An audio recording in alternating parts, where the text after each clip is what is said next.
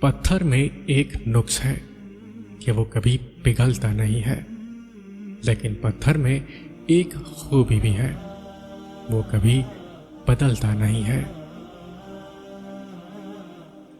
بعض اوقات لفظوں کا تھپڑ دل پر بہت زور سے لگتا ہے۔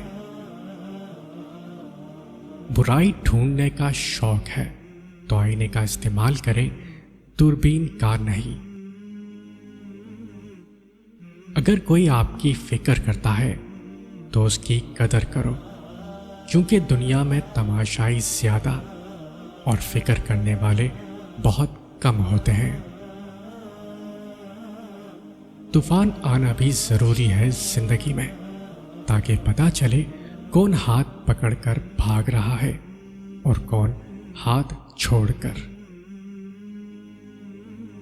جن لوگوں کی تنہائیاں پاک ہوتی ہیں ان کی دعائیں کبھی رد نہیں ہوتی۔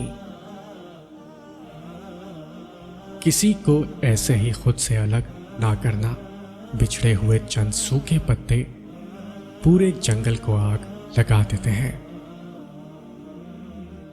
اللہ جب کسی کو درد دیتا ہے تو اس کو برداشت کرنے کی طاقت بھی دیتا ہے، لیکن باہر سے دیکھنے والوں کو اس کا درد تو نظر آتا ہے، اس کی برداشت نظر نہیں آتی۔ تعلق فرصت کا نہیں، توجہ کا محتاج ہوتا ہے۔ لفظوں کو کسی کی سمت روانہ کرتے ہوئے پل بھر کو یہ ضرور سوچنا چاہیے کہ یہ لفظ ہماری سمت ہوتے تو کیا اثر ڈالتے۔ وہی تو فیصلہ کرتا ہے پتھر کے مقدر کا، کسے ٹھوکر پر رکھنا ہے اور کسے اسود بنانا ہے۔ جب تم دوسروں کے دکھ مٹانے لگو گے، اللہ تمہارے دکھ مٹائے گا۔ کسی کی تہجد بھی کام نہیں آتی، کسی کی قضا بھی قبول ہو جاتی ہے، بات ساری نیت کی ہوتی ہے۔